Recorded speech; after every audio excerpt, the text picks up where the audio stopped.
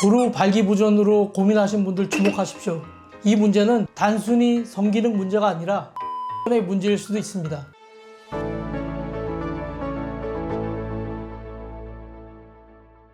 안녕하세요. 유로진 남성의원 부산점 김태경 원장입니다. 오늘은 음경귀두 확대 수술과 전립선 질환이 서로 어떤 영향을 주고받는지에 대해 환자분들이 가장 궁금해하시는 질문을 중심으로 설명드리겠습니다. 이 질문은 진료실에서 정말 자주 나옵니다.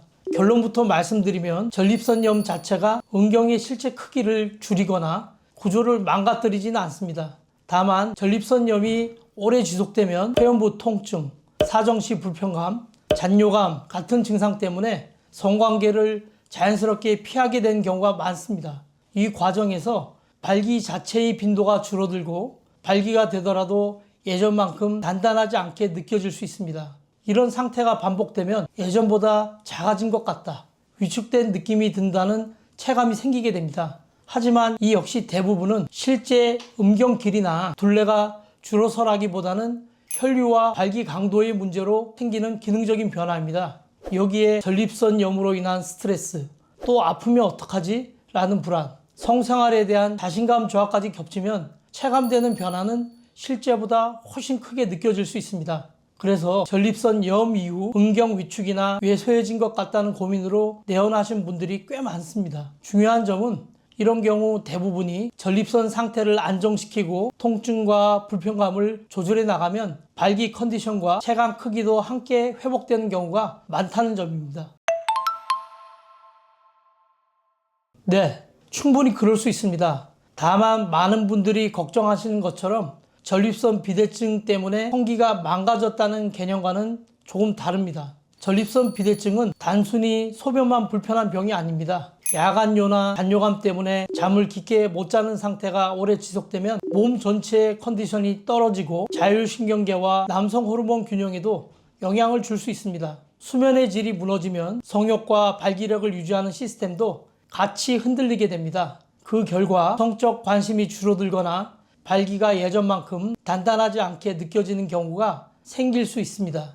여기에 전립선 비대증 치료에 사용되는 일부 약물이 사정량 감소나 성욕 저하 같은 부작용을 동반하는 경우도 있어 체감 변화가 더 크게 느껴지기도 합니다.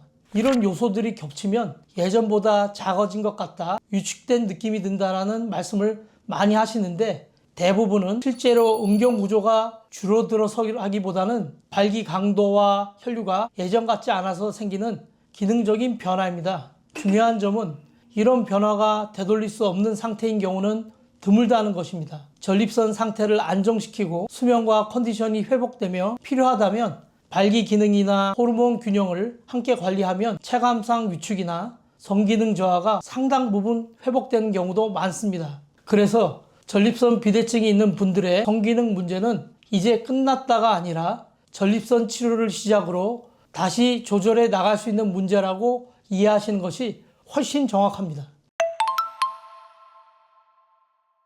결론부터 말씀드리면 반응 여부는 환자분의 현재 상태에 따라 달라집니다. 사실 전립선 비대증 시술의 최우선 목적은 배뇨 기능의 회복, 즉 소변을 다시 편하게 보게 만드는 것입니다. 시술 후에는 우리 몸의 신경과 배뇨 리듬이 다시 적응하는 기간이 필요한데 이때 확대 수술까지 동시에 진행하면 몸이 받아야 할 회복 부담이 너무 커질 수 있습니다. 야간뇨, 잔뇨감, 배뇨통 같은 불편함이 뚜렷하신 분들은 전립선 치료로 몸을 먼저 안정시키는 것이 순서입니다. 반대로 증상이 아주 경미하고 컨디션이 좋다면 의학적으로 동시에 진행을 고려해 볼 수도 있겠죠. 중요한 건 40대 중반 이후라면 전립선 비대 증상이 언제든 나타날 수 있다는 점입니다. 따라서 음경, 귀두 확대나 조루 시술을 계획하신다면 전립선 검사를 꼭 병행해 보시길 적극 추천드립니다. 내 상태를 정확히 아는 것이 먼저이니까요. 결국 이 질문의 핵심은 할 수 있느냐가 아니라 어떤 순서로 해야 내 몸에 가장 안전하고 만족도가 높으냐입니다. 한 번에 다 끝내자는 조급함보다는 내 몸에 무리가 가지 않는 최선의 선택이 무엇인지 전문의와 충분히 상의해서 결정하시기를 바랍니다. 이 경우 대부분은 예전에 했던 음경 확대 수술 때문이 아니라 전립선의 변화와 관련된 경우가 많습니다. 전립선은 나이가 들면서 자연스럽게 커질 수 있는 기관입니다. 이 과정에서 요도를 누르게 되면 소변 줄기가 약해지거나 자주 깨서 화장실에 자주 가게 되는 야간요, 다 보고도 남아있는 것 같은 잔뇨감이 생길 수 있습니다. 중요한 점은 음경 확대 수술 자체가 전립선 비대증을 만들거나 배뇨 기능을 직접적으로 나쁘게 하지는 않는다는 점입니다. 확대 수술은 음경의 피부와 연부 조직을 다루는 수술이고 배뇨를 담당하는 전립선과 요도 기능과는 구조적으로 다른 영역입니다. 그래서 이런 증상이 생겼을 때 예전에 확대 수술을 해서 그런 건 아닐까 하고 혼자 걱정하기보다는 현재 전립선 크기와 기능 상태를 정확히 검사해 보는 것이 훨씬 중요합니다.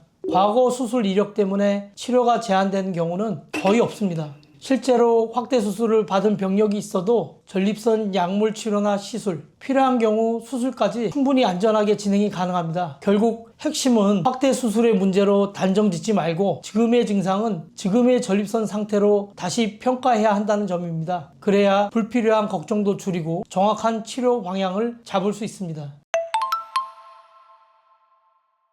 생각보다 꽤 많은 편입니다. 전립선 시술을 받기 전에는 소변 불편이나 야간요 때문에 수면의 질이 떨어지고 그로 인해 성생활이나 자신감에 대한 고민을 자연스럽게 뒤로 미루게 되는 경우가 많습니다. 하지만 전립선 시술 후에 배뇨가 한결 편해지고 전반적인 컨디션이 회복되면 그동안 눌러두었던 성생활에 대한 관심이 다시 살아난 분들이 많습니다. 그래서 소변 문제는 좋아졌는데 성생활은 예전 같지 않다, 이렇게 말씀하시는 경우도 적지 않습니다. 이럴 때는 전립선 상태가 충분히 안정됐는지 확인한 뒤 음경 확대, 귀두 확대 또는 발기부전 치료를 무리하지 않고 단계적으로 진행하게 됩니다. 이 순서가 몸에 부담이 적어서 결과에 만족하시는 분들도 꽤 많은 편입니다. 오늘은 전립선 질환과 음경 귀두 확대 수술이 어떻게 연결되어 이해되어야 하는지에 대해 말씀드렸습니다. 중요한 것은 막연한 걱정보다는 현재 상태를 정확하게 진단하고 순서를 정하는 것입니다. 더 궁금한 점이 있으시다면 댓글이나 병원으로 문의 주시면 성심성의껏 답변 드리겠습니다. 지금까지 유로진 남성의원 부산점 김태경 원장이었습니다. 감사합니다.